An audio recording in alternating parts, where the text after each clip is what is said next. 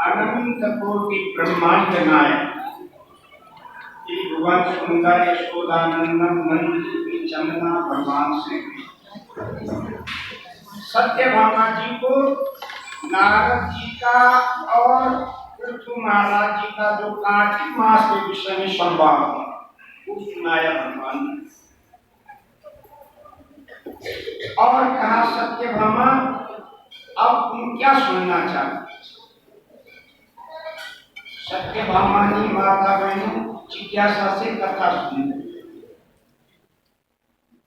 इसीलिए सत्यभामा भगवान से प्रश्न कर रही है, भगवान आपके मुखारबिंद से मैंने कार्तिक मास की कथा सुनी, कितनी पुण्य को देने वाली है, अनायास है ना। जो हरिद्वार गंगा है वो गंगा तो घर से जाना पड़ता है वहां, परंतु ये कार्तिक की जो गंगा है ये घरों घरों में अपने आप ही घुस रही है, सुगम है। परंतु समय निकल गया, एक दिन रह गया, जिसने गोता लगा दिया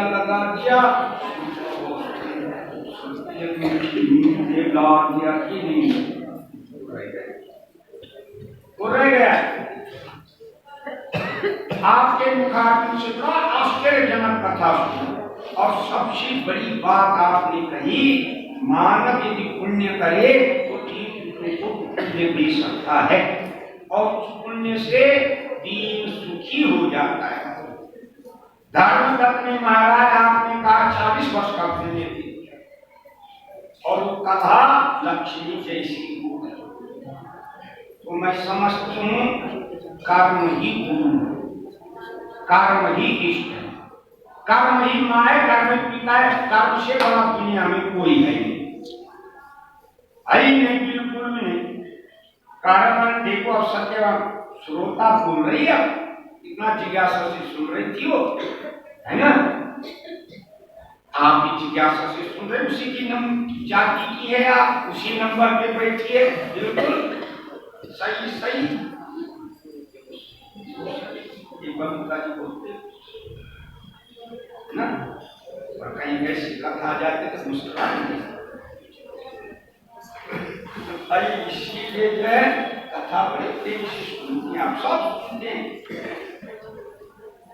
एक का नाम ले रहे तो सबका नाम आ गया उसमें, जो मत समझे ना, सबका नाम आ गया, सब जिज्ञासा से सुनते। कर्मण्येव संसिद्धे नास्तिका जनका दया, लोक संग्रामेवापि संपश्यन्ति कर्तुमर्हति। कहते हैं कि देखो, कर्म के द्वारा कर्मयोग भक्ति अपना करके महाराजा जनक ने सिद्धि पाई है। जो भी कोठी बनते तो कर्म करता है, कर्म योग करता है, तब तो कोठी बनेगी, तभी तो धन आएगा। जो कुछ भी है, बेटी का ब्याह करेगा तो कर्म योग करेगा, तभी तो होगा ब्याह। तो कर्म योग भक्ति अपना करके महाराजा जनक ने सिद्धि पाई माता में। आप सावित्री सत्यवान की कथा पढ़ते होंगे, जेठ के महीने को पढ़ते होंगे अमावस्या को, है ना? तो सावित्री के पिता तो दीन हो गए थे, दुखी हो, राजभ्रष्ट हो गए थे, है ना? परम कर्मयोग अपनाया, कर्मयोग के द्वारा खोया हुआ राज प्राप्त कर दिया, प्राप्त कर दिया। और तो और क्या, प्रहलाद जी ने, अम्बरीश राजा ने, देखो इक्ष्वाकु ने, ये पांडवों की सारी संपत्ति धन दुर्योधन ने छीन ली थी, दुर्योधन ने छीन ली थी। माता को सब कुछ करना, दुर्योधन मत बनना, दुर्योधन की पत्नी जरूर बन जाना। उषा भानु, उषा भानु जो है बड़ी काबिल थी, बार बार समझाती, क्या करेगा इतना धन का, क्या करेगा उसका, है? नींद तुझको आती नहीं, दुर्योधन को नींद मैंने शराब पी करके आती थी, इतना बैठा दिया था उसने धन की छाती में। तो उषा भानु बन जाना, परंतु दुर्योधनी मत बनना, ये खतरनाक है, बहुत बड़ा। सब छीन लिया दुर्योधन ने, परंतु भगवान कृष्ण की शरण ली। भगवान कृष्ण ने कहा, यदि संपत्ति चाहते, ऐश्वर्य चाहते हो तो कर्मयोग अपनाओ, कर्मयोग भक्ति अपनाओ। कर्मयोग भक्ति के द्वारा पांडवों ने अपना खोया हुआ धन राज प्राप्त कर दिया। हमारे लिए दृष्टांत है कर्मयोग। कहते हैं कि देखो, ज्ञानी को कर्म करने की जरूरत नहीं पड़ती, ज्ञानी है, सारी वासना तृष्णा उसकी विशेष रूप से समाप्त हो गई, कर्म करने की जरूरत नहीं। ज्ञानी जो है कर्म में परिणत होकर के दूसरे को शिक्षा देता है, कर्म करो, कर्म करो, कर्म करो।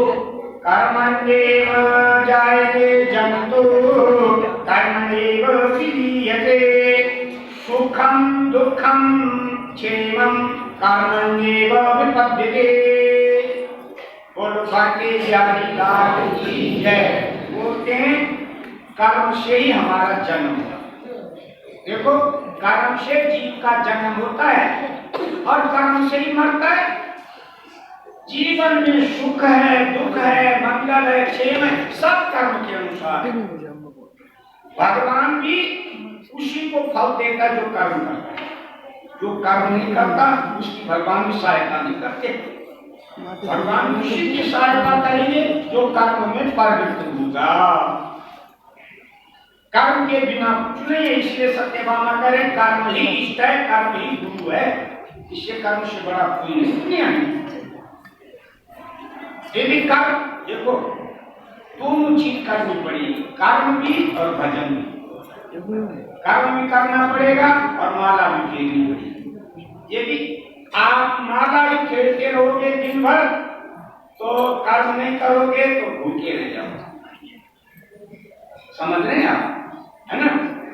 और केवल कर्म करो, भजन न करो तो सुखी नहीं, सुखी नहीं। केवल एक कर्म न करो, भजन न करो, छोटी कौन झंझट करे, दीपक जलाए चलाओ, इनको कीर्तन भवन दो। अम्मा तो मर गई जो करती थी देखो इसकी रामायण, सारी रामायण की नहीं पढ़ती होगी घरों में, अजी कौन करे जब वो पढ़ती रहती थी। और तू क्या करती है, अजी मार्केट जाती हूँ। तो भाई देखो, कर्म नहीं करोगे तो भूखे रह जाओगे, और भजन नहीं करोगे तो दुखी हो जाओगे। दोनों करने पड़ेंगे, कर्म भी और भजन भी। ये भी कहो, देखो कहना हम कर्म नहीं करते, टीका चंदन लगा देते हैं और घर में करते हैं। राम जी अपने आप लाएगा, राम जी अपने आप करेगा। जब रामायण पढ़ रहे तो राम जी अपने आप करेंगे, नहीं राम जी कर्म करेंगे। देखो आज आजमाना कितना लाते राम, अब जाना 7:15 बजे और सीधे अपने कमरे में अपने बेड में सो जाना, चादर हल्की कंबल ओढ़ लेनी, कुंडी लगा देनी और कहना राम जी कथा सुनने गई थी, अदरक की चाय है ना। राम जी डॉक्टर का बोल रखा है ऐसी चाय मत पीना, रखा भी पी लिया, बादाम भी लिया, मर जाओगे। पर राम चाय देना देखा नहीं देखा, बल्कि राम नाराज हो जाएंगे, कर्म करता नहीं और देखो मेरे से मांग रहा, मैंने हाथ दे रखे, पैर दे रखे, शरीर दे रखा है, कर्म तो करता नहीं और मेरे से मांग रहा है, मनता बन रहा। कभी नहीं लाने का आजमा देना, आज ही आजमा देना। इसीलिए सत्यभामा कहे कर्म सबसे बड़ा कर्म से रहित नहीं होना चाहिए। माता कर्म करते रहो, फल तो उसकी देने, उसके हाथ में, हमारे हाथ में नहीं है, बिल्कुल भी नहीं। तो सत्यभामा कह रहे महाराज ये मैं समझ चुकी हूँ, अब बताइए आप क्या बिना दिए कार्तिक के पुण्य किसी के अंदर जा सकते हैं? देखो ध्यान से सुनना क्या प्रश्न कर, कितना बड़ा पुण्य है, जबरदस्त पुण्य है ये, इतना तीर्थों का पुण्य नहीं जितना आपने बटोरा है। चाहे आप 5 दिन से आए, चाहे 1 महीने से आए, बराबर है। महाराज कोई कार्तिक मास का पुण्य अपना न देवे किसी को, तो अपना पुण्य जो है किसी के अंदर जा सकता है और किसी का पाप अपने अंदर आ सकता है। ये जो होता है ऐसा तो कहो, भगवान ने कहा हाँ ऐसा होता है। पाप जान आने के, पुण्य जाने के कई रास्ते हैं सत्यभामा। इसीलिए कार्तिक मास करने वालों को अपने पुण्य को सुरक्षित रखने के लिए सावधान होना चाहिए। इसलिए इस प्रश्न को वर्णन कर रहे हैं। भगवान कह रहे सत्यभामा सबसे पहले घरों में, मंदिरों में, तीर्थों में जहाँ जगह मिल गई वहीं बैठ जाओ, वहीं भजन करो, माला फेरो, सब कुछ करो, कोई जरूरत नहीं। परंतु घरों में सबसे पहले जब नित्य कर्म करके माला फेरती है तो मौन होकर के माला फेरे, जब तक वो पूरी नहीं हो तब तक नहीं होगी। बोल रहे माला फेरे, जिससे बोल रहे उसके अंदर माला का पुण्य जा रहा है और उसका पाप अपने अंदर आ रहा है। इसीलिए घरों में अपने सामने जल का पात्र रखिए, पानी का पात्र रखिए। पहले पात्रों में पानी रखे पूजा के समय, यहाँ में तो नहीं कल एक दिन रहेगा तुम लोटे सजा दो, ऐसा नहीं। घरों में बता रहे नित्य कर्म। तो यदि बोलना पड़े तो पहले आचमन कर लो, आधा माला है बोलनी पड़ी बात देखो ना, तो जरूरी है आचमन कर लो और फिर बोल लो, आचमन करके अपनी माला, तब तो पुण्य नहीं जाएंगे। और केवल बोलते जाओ, माला फेरते जाओ, जिससे बोले सारा पुण्य उसी के अंदर, उसका पाप अपने अंदर आ रहा है। हाँ यदि माला फेरते हुए माँ आ जाए, पिताजी आ जाए, गुरु जी आ जाए, अपने से बड़े बुजुर्ग आ जाए, तो आचमन करने की जरूरत नहीं। आपकी माला आधा है चाहे पूरी है, निसंकोच माँ बाप का आदर करके हाथ जोड़ करके माला नीचे रख देनी चाहिए और माँ बाप से कहना हाथ क्या है। तो माँ बाप का निरादर करेगा, मैं बाप में बोलूंगा माँ बाप कह रहा हूं, तो उल्टा हो जाएगा, भगवान कुछ करें। इसीलिए माँ बाप से बात करने में पुण्य नहीं जाएंगे, पुण्य की वृद्धि होगी। अन्य से यदि बोलना पड़े तो पहले आचमन कर लो, फिर बोल लो, वार्ता कर लो, और वार्ता करके फिर आचमन करके अपनी माँ बाप पूरी कर दो। फिर कह रही भगवान कोई किसी की निंदा कर रही है, तो बहुत बड़ी बात बता रहे भगवान आज। पहले तो करनी नहीं निंदा, आदत होती है बहुत सारों की निंदा करने की। कोई जो है देखे कार्तिक मास का भक्त उसकी निंदा कर रहा, किसी की निंदा कर रहा, जिसकी हम निंदा कर रहे हैं उसके अंदर पुण्य जा रहे कार्तिक के, और उसके सारे पाप अपने अंदर आ गए, सारे पाप आ गए। जो निंदा भी सुनता है, सुन भी रहा है, उसके अंदर सारे पाप चले जाएंगे, उसका पुण्य उसके अंदर आ जाएगा। इसीलिए कार्तिक मास के भक्तों को निंदा नहीं करना चाहिए। एक दिन रह गया, चाहे कोई कुछ भी कर रहा, आपको तो पुण्य प्राप्त करना है, देखते रहो, आंखों से देखते रहो, परंतु बोलो नहीं, किसी की निंदा मत करो, चुगली मत करो। बल्कि निंदा चुगली किसी काम की न निरुपयोगी है। एक बार के दिन लाला के लिए कड़ी बनाते हो तो देखो कहीं मेथी का छौंका काम भी नहीं करती हो निंदा, इसीलिए निरुपयोगी। पुण्य चले जाते हैं, कह रहे हैं फिर भी पुण्य चले जाते हैं। सत्यभामा देखो, यदि कोई किसी से परिश्रम करा है, जैसे आप घरों में कोई झाड़ू वाली है, कोई पोछे वाली है, कोई देखिए बर्तन धोने वाली है, कपड़े धोने वाली है, सुन रहे हैं आप, जिससे सेवा करा रहे हो उसका उचित परिश्रम का मुझे दे, उसके साथ कर लो, पहले कितना देना चाहिए कुछ करना भी है ना, जो कर दिया वो दो, परिश्रम का पुण्य फल उसको दे दो। यदि मैंने भक्त गरीबों से काम कराया, झाड़ू लगाया, पोंछा लगाया, सब्जी दी और उसका मान किया, तो कह रहे उस गरीब का सारा पाप तुम्हारे अंदर आ जाएगा और तुम्हारा पुण्य उसके अंदर चले जाएगा। इसीलिए परिश्रम का फल उचित दे देना चाहिए। अब कह रहे हैं माता पिता की सेवा करनी बेटे का कर्तव्य, बेटे का पुण्य नहीं जाएगा, बेटे का पुण्य नहीं जाएगा। ये तो माँ बाप की सेवा करनी बेटे का परम कर्तव्य है, बल्कि भगवान खुश होंगे और पुण्य देंगे। परम और से जो भी काम कराओ उसका परिश्रम का पुण्य फल दे दो, नहीं तो दुख पाओगे, घर में उत्पात होंगे, घर में संकट आएंगे, तकलीफ आएगी। क्यों? गरीब आशा लगा करके आपके घरों में काम कर रहा, उसके पीछे भी पेट है, उसके पीछे भी परिवार है ना, आग में लेके ठहरा और उसका आधा दे दिया, तो जो है अपने परिश्रम में आपका पुण्य ले लेगा और अपना पाप उसके अंदर डाल देगा। कह रहे हैं पिताए धर्म पिताए परमं पद पितरिमा कन्न प्रणन्ते सर्वदेवता। पहले जय जयकार करो, बोलो बांके बिहारी लाल की जय। देखो भगवान क्या कह रहे हैं, पिताए धर्म पिताए परमं तप, माता पिता की सेवा ही धर्म, इससे बड़ा धर्म दुनिया में कोई नहीं है। सत्यवान तीर्थ यात्रा धर्म है, पर इतना श्रेष्ठ धर्म नहीं जितने माँ बाप के पैरों को पलोट पलोट करके दबाना है। माँ बाप घर में आप बड़े भाग्यवान हैं। सीता जी वनवास जा रहे, रो रही है, कह रहे हैं कितनी अभागन हूँ, सास ससुर की सेवा से वंचित हो रही हूँ, कितनी अभागन हूँ मैं, मेरा कोई पाप भी तो आया है मैया, जो देखे तेरी सेवा से मैं आज 14 वर्ष के लिए वंचित हो रही हूँ। तो माता पिता की सेवा ही धर्म है, माता पिता की सेवा ही देखे परम तप है, परम तप। पितरिमार्पण्य, बेटे की सेवा से माता पिता खुश हो जाए तो भगवान कृष्ण कहे मेरी प्रसन्नता हो जाती है। मेरी प्रसन्नता माँ बाप की सेवा से, माँ बाप को घर में छोड़ करके और तुम के बिहारी के दर्शन करने आप भगवान कह रहे मुझको पसंद नहीं।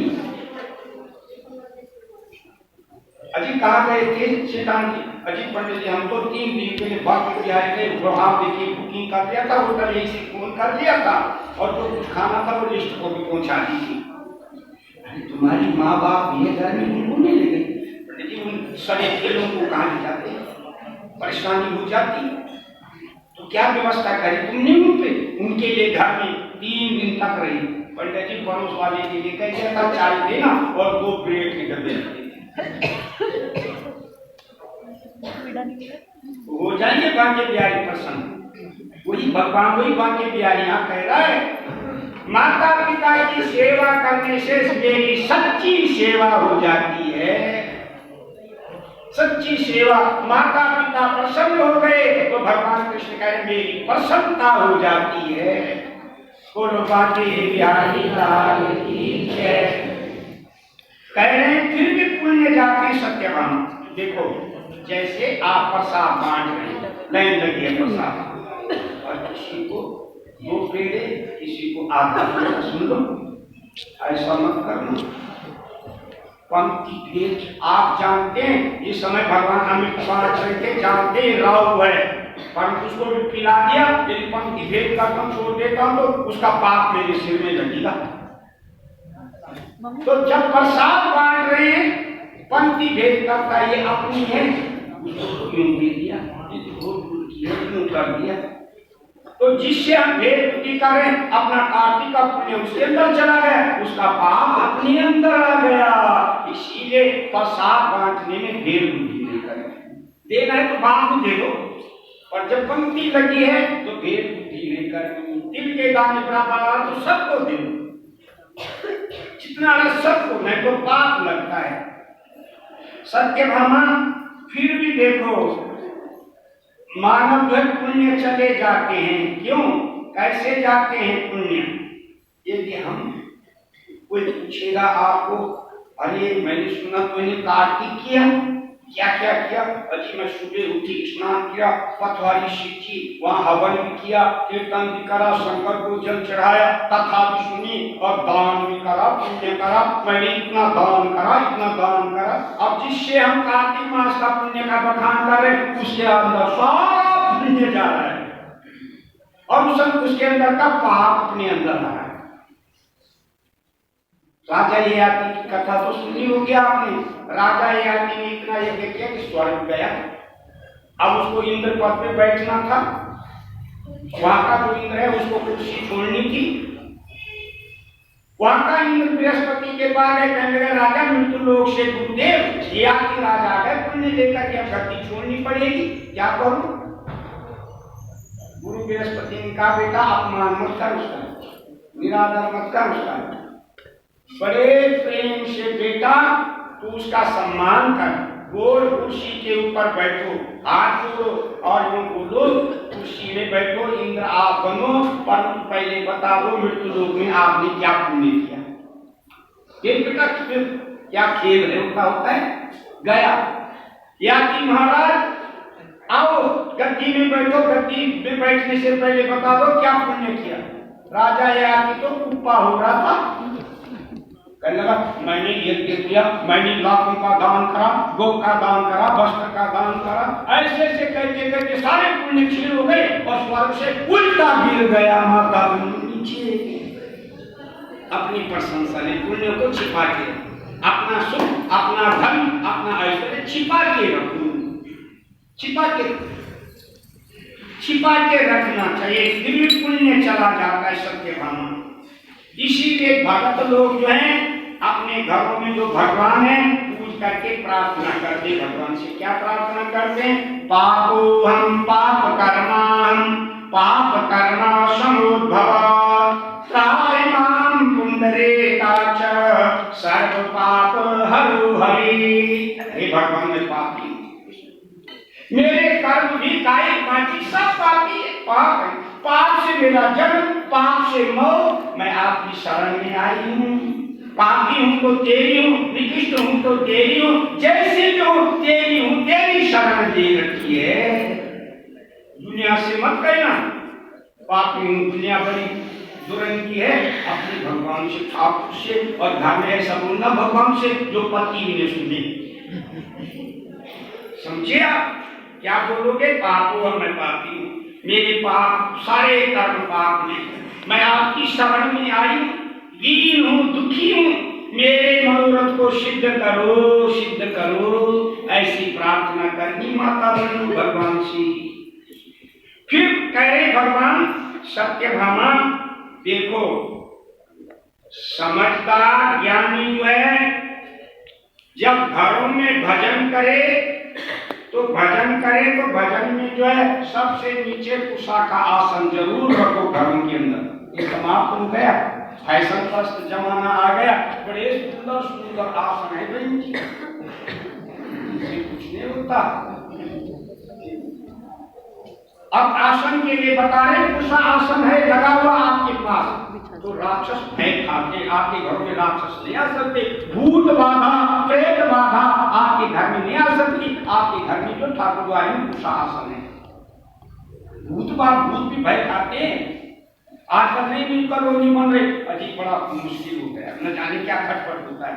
कुशा के आसन रखो घरों में, पितरी बाधा हो गई जी, कुशा के आसन रखो, सारी बाधाएं दूर। भजनानंदी के पास कुशा का आसन जरूर होना चाहिए, नहीं तो राक्षस भूत प्रेत उस भजन को हरण करने के लिए आते हैं। सुना, भूत आते भजन करने को हरण करने के लिए, सावधान रहो, सो मत, इतना भजन किया कई भूत भजन ले जाया, सावधान। बोलो शंकर भगवान की जय, शिव भोला भंडारी।